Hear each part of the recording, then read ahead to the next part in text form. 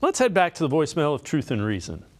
Hi, my name is Mikos. I'm a big fan out of Southeast Ohio. Go Browns, woof woof. My issue is right now is I believe the Browns have a serious problem with strength and conditioning coaches. I feel this team has been plagued with multiple groin injuries, hamstring injuries, lower leg injuries, ACLs, etc. I believe that the team may be strengthening too much because too much weight can actually do damage to limbs and whatnot. And I really think that the team really needs to reevaluate their strength and conditioning routines because the amount of injuries for this team is pretty absurd compared to the rest of the NFL. Also, this strength and conditioning team has been around since before Kevin Stefanski, and to my knowledge, and I think that it's time for a change. Let me know your guys' thoughts. Thanks.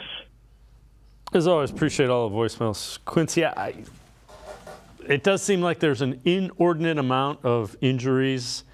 I know Kevin Stefanski was asked about it, and they said they looked into it, and they do way more research than they let out. I don't know.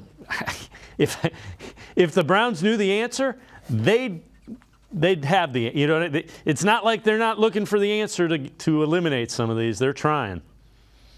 Well, I mean, and also it's just football. Like, guys are going to get injured. I don't think the Browns are that much above the league, the median, when it comes to injuries.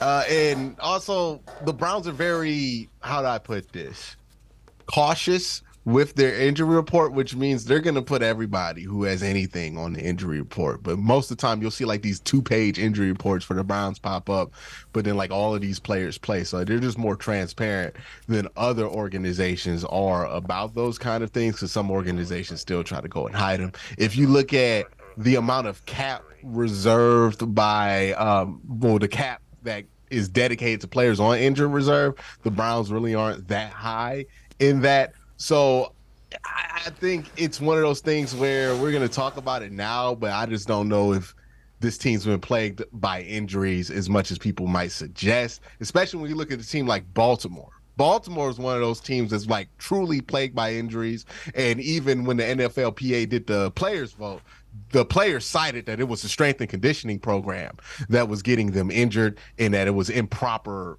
use by them. So this isn't one of those situations. I just think, a rash of injuries popped up. You just played a game. Nobody else in the NFL has played a game other than the New York Jets. And you're going to have injuries after you play your first football game of the season. And that seems to be the people who are affected are people who played in that game. Yeah, and all the teams go through various things of injuries, and again, if there was a way to stop it. The other thing is the contact and the kind of ramp up. The rules where you ramp into it make it so that you get those kind of injuries early as well.